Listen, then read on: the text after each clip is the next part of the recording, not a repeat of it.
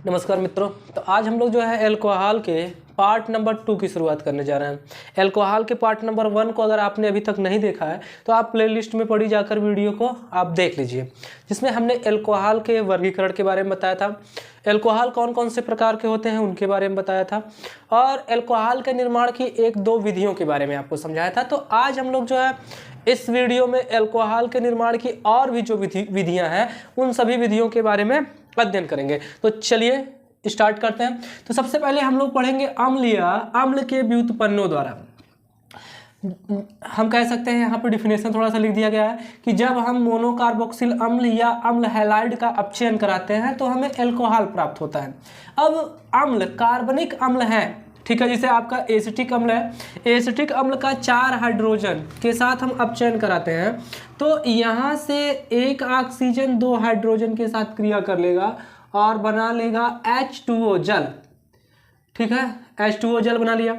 अब 2 हाइड्रोजन इसी में आकर व्यवस्थित हो जाएगा, ये 2 हाइड्रोजन यहाँ पे जाकर व्यवस्थित हो जाएगा तो हो जाएगा CH3C। देखिए यहाँ पर इसका 2 हाइड्रोजन आ जा रहा है तो CH2 और ये हो गया OH और ये हो गया एथेनॉल, यानी ये आपका हो गया अल्कोहल, ठीक।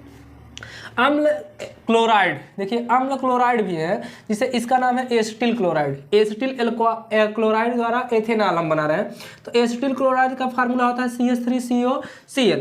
तो एसिटिल क्लोराइड है 4 हाइड्रोजन के साथ अपचयित करा रहे हैं तो आपका हो जाएगा CH3C, 2 हाइड्रोजन यहाँ पर आ गया और CH2 और फिर ये O है और फिर एक हाइड्रोजन यहाँ से आ गया तो क्या हो गया H।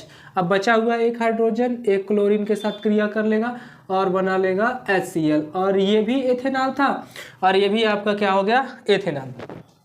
इसके बाद अगली विधि के बारे में हम लोग अध्ययन करेंगे ग्रिग्नार्ड अभिकर्मक। ग्रिग्नार्ड अभिकर्मक के बारे में आप लोग जानते हैं RMGX, ठीक है, ये ग्रिग्नार्ड अभिकर्मक का फार्मूला होता है। अब ग्रिग्नार्ड अभिकर्मक को आप फॉर्मेल्डिहाइड के साथ क्रिया कराएंगे तो सबसे पहले देखिए C है, यहाँ पे ये कार्बन है, मध्यावर्ती यौगिक बनेगा। मध्यावर्ती यौगिक में आप ध्यान देंगे एक हाइड्रोजन यहाँ अटैच हो गया, दूसरा हाइड्रोजन यहाँ अटैच हो गया, ठीक है, 2 हाइड्रोजन अटैच हो गए और यहाँ पे 2 हाइड्रोजन 2 ऑक्सीजन था, ठीक।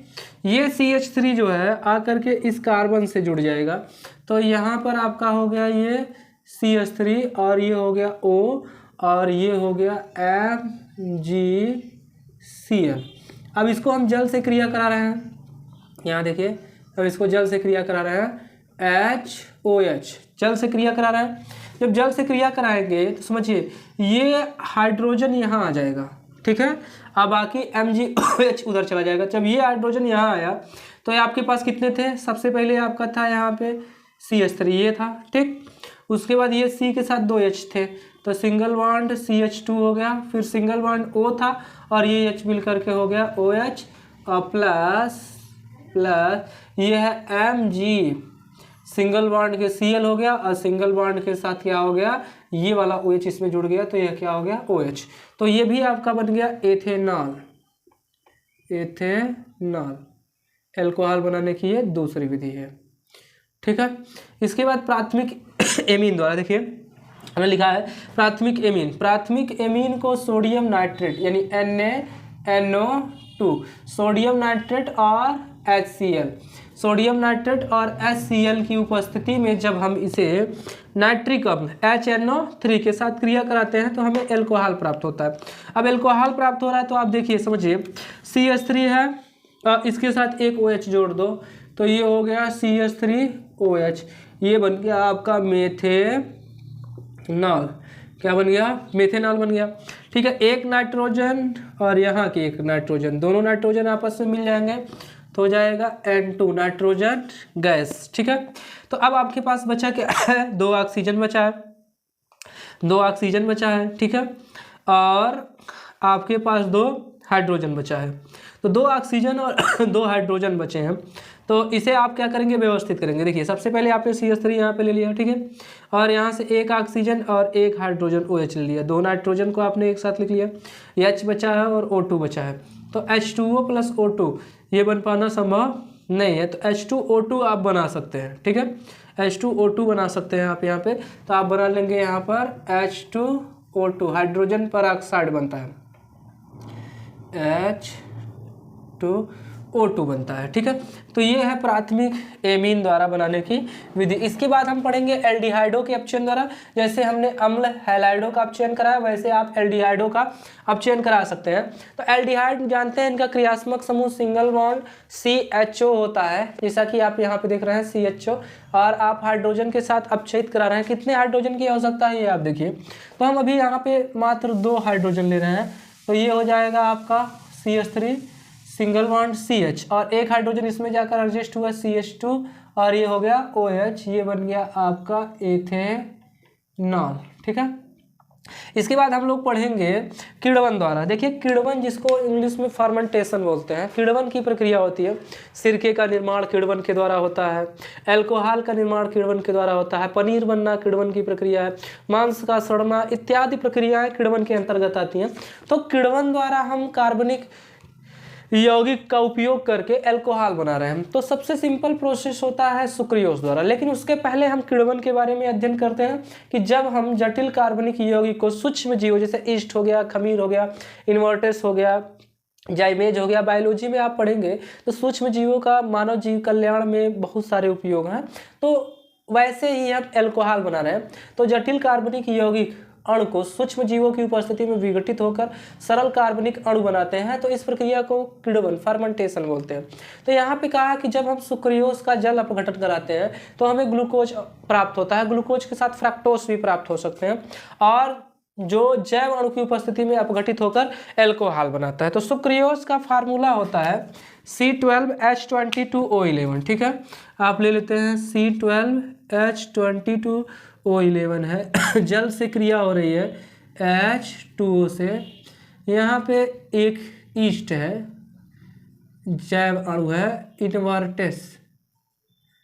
इन्वर्टेस है, इसकी उपस्थिति में ये क्रिया करता है, और क्रिया करके बनाएगा C6H12O6 प्लस C6H12O6।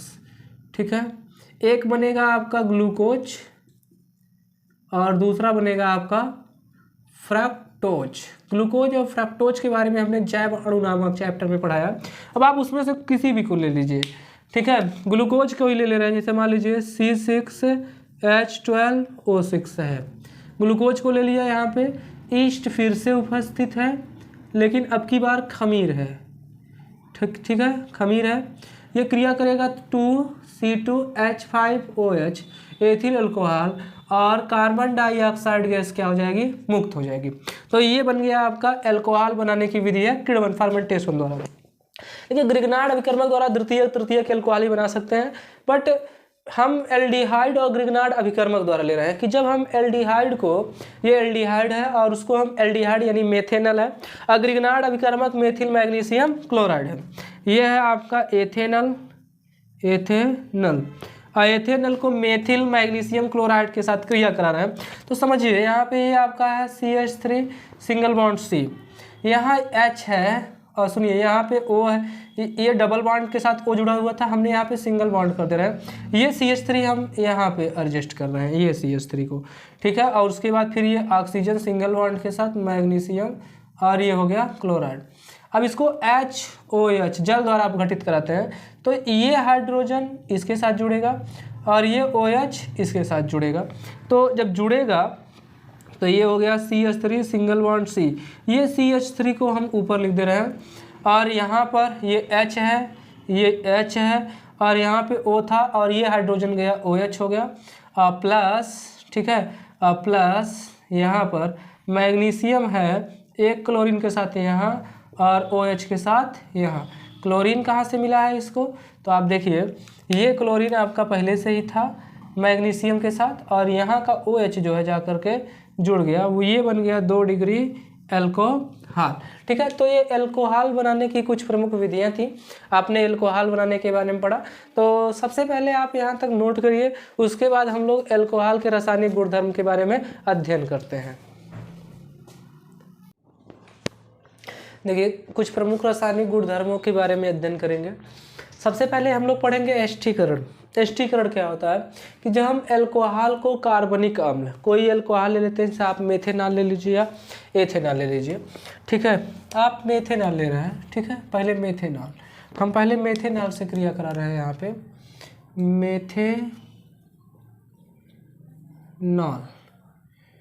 मेथेनॉल द्वारा,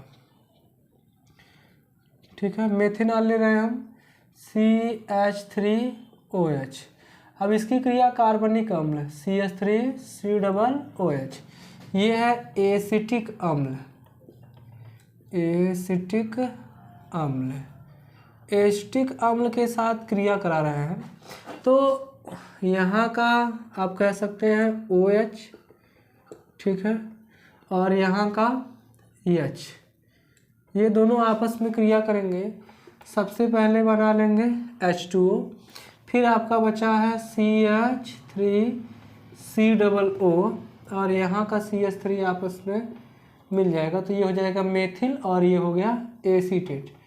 तो ये बन गया आपका मेथिल एसीटेट, ठीक है, मेथिल एसीटेट। एल्कोहल को सोडियम धातु के साथ क्रिया कराना है, जिसे मेथेनॉल से क्रिया करें चाहे एथेनॉल से। तो पहले हम मेथेनॉल से क्रिया करा रहे हैं CH3OH, इसकी संख्या 2 लेना पड़ेगा और 2 सोडियम के साथ क्रिया करा रहे हैं।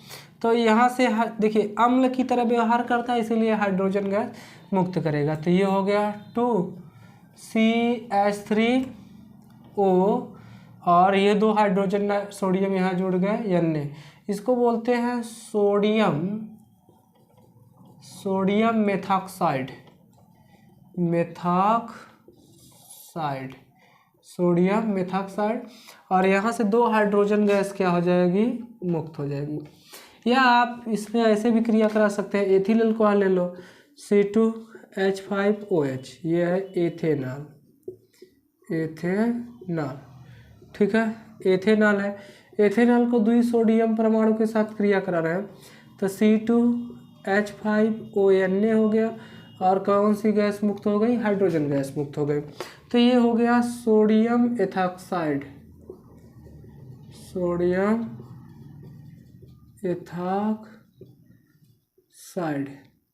क्या बन गया, सोडियम एथॉक्साइड हो गया, ठीक है।